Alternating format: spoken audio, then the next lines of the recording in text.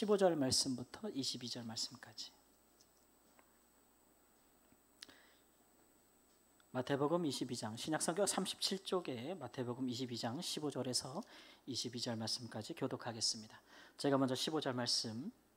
이에 바리새인들이 가서 어떻게 하면 예수의 말에 올무에 걸리게 할까 상의하고 자기 제자들을 헤롯 당원들과 함께 예수께 보내어 말하되, 선생님이여, 우리가 아노니 당신은 참되시고 진리로 하나님의 도를 가르치시며 아무도 꺼리는 일이 없으시니 이는 사람을 외모로 보지 아니하심이니이다. 그러면 당신의 생각에는 어떠한지 우리에게 이르소서. 가이사에게 세금을 바치는 것이 옳으니까 옳지 아니하니까 하니, 예수께서 그들의 악함을 아시고 이르시되, 외식하는 자들아 어찌하여 나를 시험하느냐. 세금 낼 돈을 내게 보이라 하시니 데나리온 하나를 가져왔거늘. 예수께서 말씀하시되, 이 형상과 이 글이 누구의 것이냐. 이르되 가이사의 것이니이다. 이에 이르시되, 그런즉 가이사의 것은 가이사에게, 하나님의 것은 하나님께 바치라 하시니, 그들이 이 말씀을 듣고 놀랍게 여겨 예수를 떠나가리라. 아멘. 요즘 쓰는 말 중에 먹사니즘이라는 말이 있습니다. 들어보셨습니까? 원래 이제 그 이즘이란 말은 영어의 단어 끝에 붙는 말인데, 이즘이 붙으면 어떤 이념이나 사상을 이야기하는 거예요. 근데 우리말과 이렇게 결합해서 먹사니즘, 그러면 먹사는 이제 먹고 사는 문제를 이야기하는 거죠. 요즘은 먹고 사는 것이 그 어떤 시대적인 이념이나 사상보다 훨씬 더 사람들이 중요하게 생각한다라는 그런 시대의 흐름을 말씀하고 있는 것입니다. 여러분, 우리가 사는 데 있어서 무엇이 제일 중요하다고 생각하십니까? 우리 입으로는 구원, 또 믿음, 또 하나님 나라 이런 것이 탁 습관적으로 나올 수 있지만, 우리 진정으로 우리 마음에서는 먹고 사는 문제다, 돈이다, 이렇게 생각하는 것도 사실 그렇잖아요. 우리는 이 시대의 아들들입니다. 그리고 이 시대의 딸들이죠. 그러니까 이 시대의 지배적인 사람들이 중요하게 생각하는 것에서 우리도 벗어날 수가 없어요. 그러니까 돈의 문제, 물질의 문제, 먹고 사는 문제가 사실 굉장히 중요하죠. 그래서 우리는 이런 문제들은 반드시 우리 신앙 안에서 한번 자리매김을 해봐야 돼요. 그토록 중요한 먹고 사는 문제가 우리가 하나님을 믿고 섬기고 예수님을 따라가는 삶에 어디쯤 위치하면 좋겠는가, 어느 정도의 비중을 가지면 좋겠는가, 우리의 신앙과 어느 정도 조화될 수 있을까, 이런 부분들에서 확실히 정립하지 않으면 이런 것들이 우리의 신앙의 문제와 부딪힐 때에 굉장히 삐걱거리게 되죠. 그리고 불편합니다. 심지어는 역전이 되기도 해요. 그래서 이제 이런 문제들이 우상이 되기도 하는 것이죠. 그래서 먹고 살만하면 천국이라고 느껴지고, 먹고 사는 게 불편하면, 어려워지면 지옥이라고 느껴질 수 있는 그런 시대가 바로 우리가 사는 시대가 아닌가라는 생각이 듭니다. 예수님 당시에도 먹고 사는 문제가 중요한데, 특별히 이런 부분에 대해서 그들이 중요하게 여겼던 것은 정치적인 자유와 독립이었습니다. 이게 해결 안 되면 먹고 살 수가 없다고 이제 생각이 되는 것이죠. 당시에 이스라엘은 거의 90년, 100년 가까이 로마라는 나라의 지배를 받았어요. 그러니까 그 전에도 많은 이방 민족의 지배를 받았고 외세 침략을 많이 당했거든요. 그러니까 아주 오랜 기간 동안 이스라엘 백성들이 고통을 당했다는 것이 돼요. 그러니까 이런 시대적인 배경을 우리가 생각하면 이스라엘 백성들이 왜 그토록 메시아를 정치적인 왕으로 여겼는지가 이해가 되는 거죠. 신앙도 천국도 다 정치적으로 이해가 되는 겁니다. 그만큼 거기에 모든 기대와 소망을 걸게 되는 것이에요. 그래서 어느 부분에 굉장히 예민하냐 하면 그 시대의 왕이 누구냐, 권력자가 누구냐, 이 정치 싸움 이런 것들에 굉장히 예민해지고, 그런 것에 신앙이 좌지우지되고 믿음이 좌지우지되고 거기에 하나님 나라가 걸려있는 것처럼 많이 생각하게 된다는 거죠. 이런 시대에는 사람을 죽이고 살리는데 정치만큼 좋은 게 없습니다. 함정을 파면은 사람을 죽이기에 딱 좋죠. 그런 시대에 예수님이 사역하셨는데, 오늘 본문의 말씀 보니까 예수님께 나와서 예수님을 죽이려고 하는 사람들이 함정을 팠는데 그 질문이 이제 그런 거예요. 세금을 내야 되냐 말아야 되느냐, 이것으로 이제 정치적인 음모를 꾸몄다라는 겁니다. 우리가 잘 아는 내용이죠. 여기에 대해서 예수님께서 대답을 하셨는데 그 대답이 그 음모를 피해갈 뿐만 아니라 그 음모를 시도했던 사람들이 아무 말도 하지 못하는 그런 결과를 가져왔다는 거예요. 이것은 단순히 우리가 예수님께서 지금 어려운 상황을, 위험한 상황을 피해가고 모면해가는 지혜가 있다라는 측면에서만 보지 말고 그 예수님 당시에 사람들이 가장 중요하고 가장 민감하게 생각하는 그 시대의 우상이 될 가능성이 가장 높은 것들을 예수님께서 가볍게 뛰어넘고 있다는 거예요. 거기에 휘말리지 않고 있다는 거죠. 그 우상을 정복하고 있는 길을 예수님께서 보여주고 계시다라는 것입니다. 사실 여러분, 우리가 성경의 역사를 봐도, 우리의 삶을 봐도 그렇습니다만 교회와 성도의 모든 불행은 우상 숭배에서 비롯되는 겁니다. 이거 우리 생각보다 훨씬 보편적이고 깊은 문제여서 우리가 우리의 삶에 내가 우상을 섬기고 있다고 정말 그럴까? 라는 인식을 하면서 우상을 제거하지 않으면 우리가 하나님을 바로 섬기는 길로 사실은 나아갈 수가 없는 것이죠. 조금 전에 본 영상에도 보면 예수님은 나의 코치라고 여름 성경학교 때 아이들이 그 주제를 가지고 했는데요. 예수님이 이 부분에 있어서 오늘 우리에게 어떻게 하면 우리를 우상에게서 멀어지게 하고 하나님께 가까이 할 수 있는 길을 어떻게 하면 그 지혜와 그 생각이 어디에 있는가, 그런 것들을 보여주시는 코치라고 생각하시고 우리의 삶의 시대의 우상 또 나의 인생의 우상에서 벗어나는 큰 축복이 있기를 우리 주 예수님의 이름으로 축원합니다. 예수님을 정치적인 음모와 함정에서 빠뜨리고자 했던 사람들이 있습니다. 오늘 본문에는 바리새인들과 헤롯 당원들이라고 했는데 이 둘 다 정치하는 사람들이죠. 근데 이 정치에 아주 서로 반대편에 있는 대립하는 두 그룹이에요. 바리새인들은 일반 민중들을 대표하는 그런 사람들이고 헤롯 당원들은 당시에 로마가 총독 말고도 어느 지역에 왕을 세워서 그 왕을 통해 통치를 했는데 그 헤롯이라는 왕을 세웠잖아요. 그 왕을 지지하는 정당 세력들이에요. 그러니까 독립을 원하는 민중을 대표하는 바리새인들과 로마의 편에 선 친로마 정권을 가지고 있는 왕의 세력하고 어떻게 서로 합할 수가 있겠어요? 불가능해요. 우리나라로 말하는 친일파하고 그 일반 백성들, 독립을 지지하는 백성들을 지지하는 사람들하고 같이 편먹는 건데 이런 일은 잘 일어날 수가 없잖아요, 시대적으로. 그런데 이렇게 되는 것은 이 사람들이 예수님을 공공의 적으로 삼았기 때문에 그렇습니다.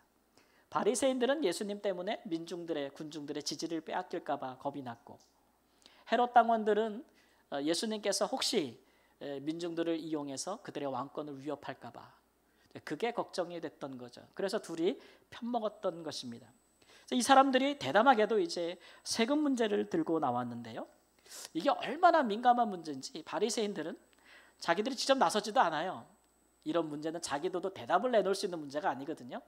자칫 잘못하면 위험한 질문이기 때문에 그래서 오늘 본문의 말씀 보니까 자기들은 안 나가고 자기 밑에 있는 젊은 제자들을 내보냈다 그랬어요. 굉장히 좀 비겁하다라는 생각이 들어요. 자기들이 직접 나가서는 이게 모양새가 빠지는 거죠. 근데 아무것도 모르는 자기들을 따르는 젊은 사람들을 내보내면 이 사람들은 피가 끓는 사람들 아니에요? 이런 사람들이 나가서 대신 예수님과 한판 이제 승부를 벌리게 하는 건데 이 바리새인들의 이런 행태들이 참 교활하다라는 생각이 들고 참 외식의 끝판왕이다 이런 생각들도 듭니다. 어쨌든 애국심에 불타는 바리새인의 제자들과 로마를 지지하는 정치당원들이 함께 예수님께 왔어요. 로마 황제에게 세금을 내는 것이 옳습니까? 아닙니까? 옳다고 말하면은 매국노가 되는 것이고 안 된다고 말하면은 로마의 반역자가 되는 것이니 어느 한편의 대답도 참 하기 어려운 그런 질문이죠. 세금 내는 것이 뭐 이렇게 어렵냐?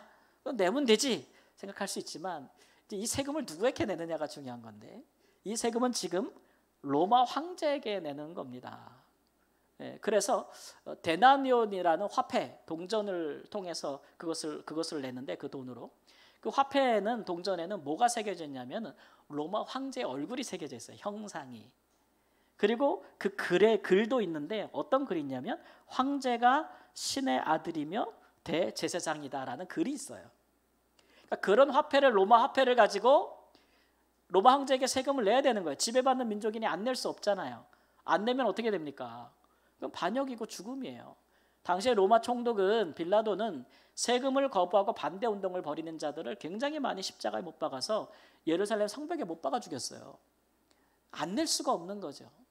그런데 내기에는 굉장히 불편한 거예요. 내야 된다고 말하면은 뭐를 부정하게 되는 건지 그들이 잘 알고 있기 때문에 그러죠.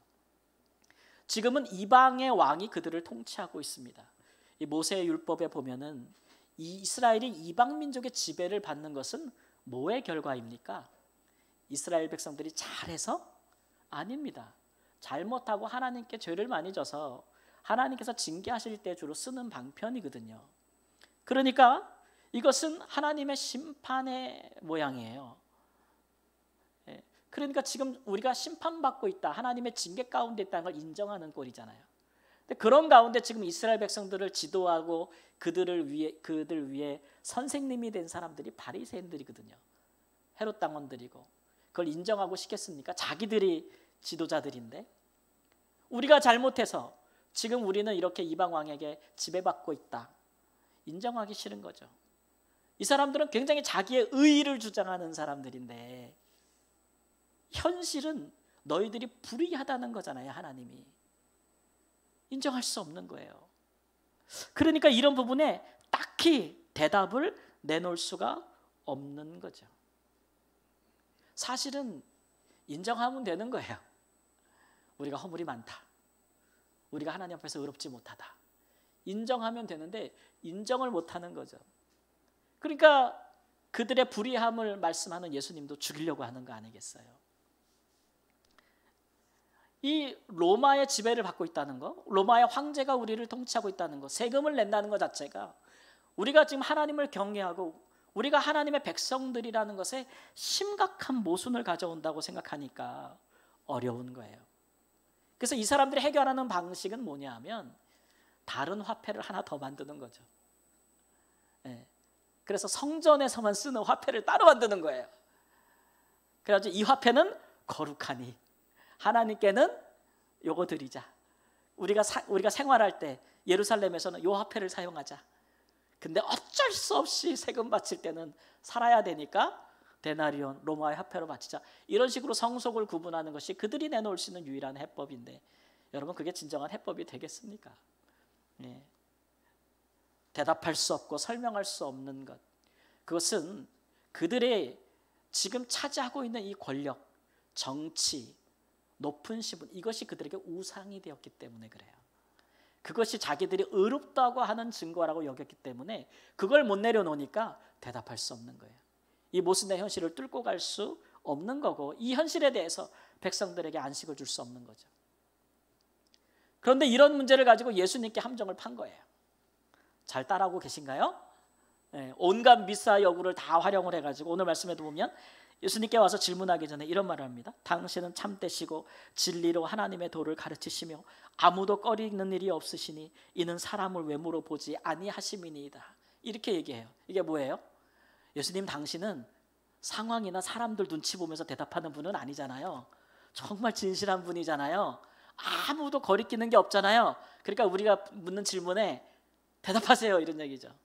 반대로 자기들은 그렇게 못한다는 거죠. 그래서 예수님께 대답을 강요하는 것입니다.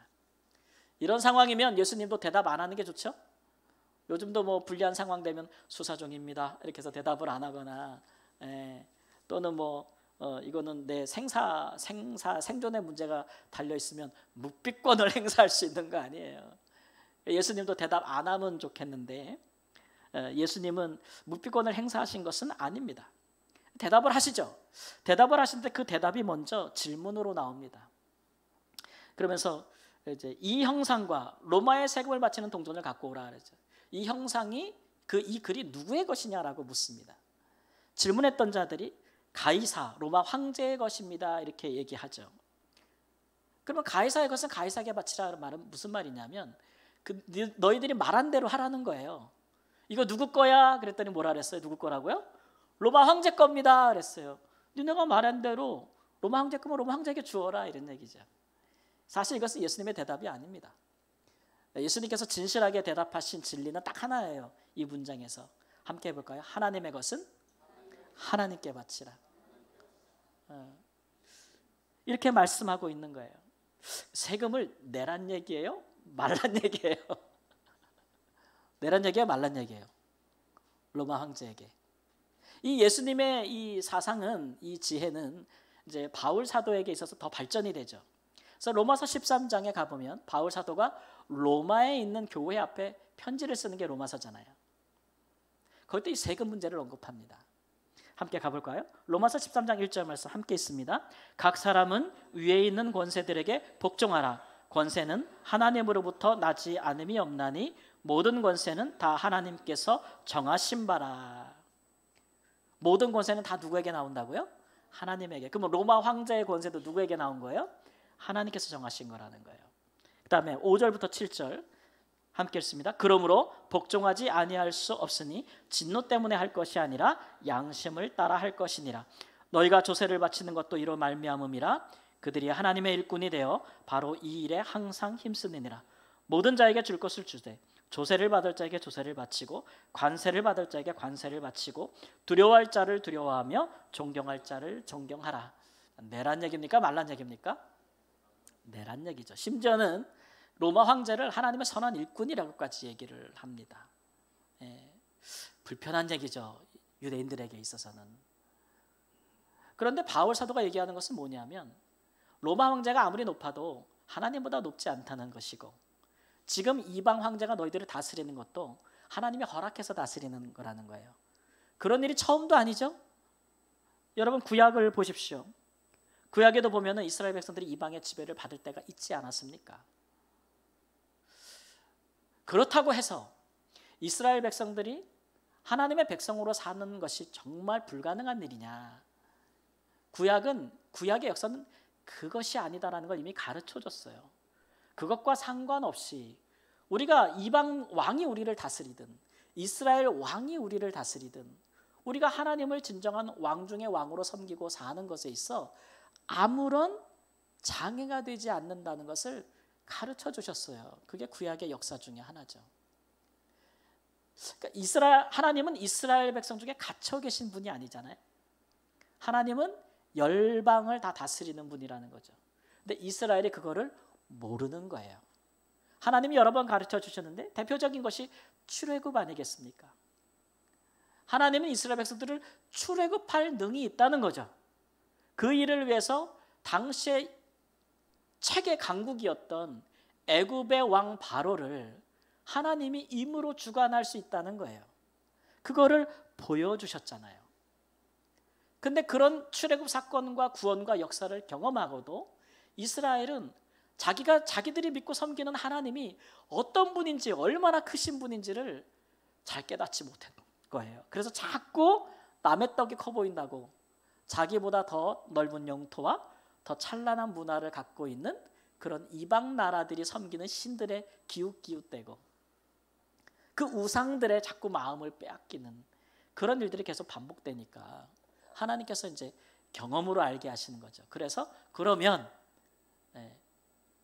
이방 나라 가서 살아봐 이렇게 되는 거예요. 하나님이 주신 땅에서 이방의 지배를 받아도 우리가 잘못해서 하나님이 허락하셔서 우리가 지금 이렇게 당하는 것이다라고 생각하지 못하니까 하나님이 힘이 없어서 그런 것이다라고 생각을 하니까 자기들을 돌아보지 않으니까 하나님께서 그러면 다른 땅 가서 살아봐, 다른 나라 가서 살아봐. 그래서 포로가 되는 거예요. 다른 땅에 가서 살아보니까 그 땅에 가면 하나님이 없느냐? 거기는 하나님이 안 계시느냐? 아니라는 거죠. 자기의 이스라엘 나라를 멸망시킨 나라와 그 왕 밑에 가서 살아도 거기에도 하나님의 선지자들은 있고 우리가 구약의 선지자들 중에서 이방 땅에서 활동했던 선지자들이 누구예요? 다니엘 같은 분들, 에스겔 같은 분들 아닙니까? 얼마든지 이방 땅에서도 이방 왕 지배하에서도 하나님은 그 왕과 그 나라도 주관하시는 분이고 그런 어려운 상황, 모순된 상황에서도 하나님은 통치하며 하나님의 백성들은 변함없이 하나님을 섬길 수 있다. 하나님은 그렇게 크신 분이다. 가볍게 뛰어넘는 거예요. 예수님에게 있어서는 로마 황제에게 세금을 바치는 것과 하나님의 백성으로 사는 것이 전혀 충돌하는 문제가 아닌 것이죠. 바울에게도 있어서도. 그런데 바리새인들과 헤롯 바리새인들에게는 이게 큰 충돌인 거예요. 이것 때문에 우리 가운데 천국이 이루어지지 않는다고, 하나님 나라가 이루어지지 않는다고, 우리의 신앙에 큰 걸림돌이 된다고 생각하는 건데, 그것은 사실 자기 안에 우상 때문에 그래요. 하나님과 로마 황제를 비슷비슷하게 같은 동일시하는 것은 자기들이 그만큼 권력을 좋아하고 권력에 눈이 멀었기 때문에 하나님이 로마 황제보다 비교할 수 없는 높은 위치에 있다는 것을 깨달아 알지 못하는 겁니다. 구약의 이스라엘 방법처럼 말이죠. 다른 방법은 없을까? 우리가 하나님의 백성들이 하나님이 얼마나 크신 분이고 얼마나 온 세계를 주관하고 다스리는 분인지를 알 다른 방법은 없을까? 좀 더 좋은 방법 있을 수 있지 않겠어요? 하나님이 안 해보신 것이 아닙니다. 호세아 4장 6절 7절 말씀 보면 함께 읽습니다. 내 백성이 지식이 없으므로 망하는도다. 내가 지식을 버렸으니 나도 너를 버려 내 제사장이 되지 못하게 할 것이요 내가 내 하나님의 율법을 잊었으니 나도 내 자녀들을 잊어버리리라. 그들은 번성할수록 내게 범죄하니 내가 그들의 영화를 변하여 욕이 되게 하리라. 하나님이 좋게 안 해보신 게 아니에요. 이스라엘을 크게 번성하게, 다른 이방 민족보다 훨씬 더 강대국이 되게, 훨씬 더 부유하게, 강성하게, 훨씬 더 많은 민족이 되게 하셨어요. 근데 하나님이 얻은 결과는 뭐냐면 오늘 말씀에 번성할수록, 따라해보세요. 번성할수록 내게 범죄하니. 이게 문제인 거예요. 번성할수록 내게 범죄하니. 왜 범죄할수록 범죄합니까? 하나님을 아는 지식이 없어서 그런 거예요. 그러니까 하나님이 보실 때는 우리가 번성하느냐 아니면 우리가 고난을 당하느냐 어려우냐 그게 중요한 게 아니죠. 번성하든 그렇지 않든 하나님을 아는 것이 훨씬 더 중요하다는 거예요. 하나님의 백성들이 하나님을 아는 것이 왜 중요합니까? 우리는 우상을 섬기는 게 아니잖아요. 말도 못하고 뜻도 없고 생각도 없는 그런 하나님을, 그런 우리가 섬기는 하나님 우상은 아니잖아요. 살아계신 분이잖아요. 그러니까 당연히 우리가 믿고 섬기는 하나님이 어떤 분인지를 알아야 제대로 섬길 수 있고 제대로 살 수 있지 않겠어요? 하나님을 아는 지식이 왜 이렇게 우리에게 중요한 겁니까? 나라의 흥망성쇠보다도 중요한 겁니까?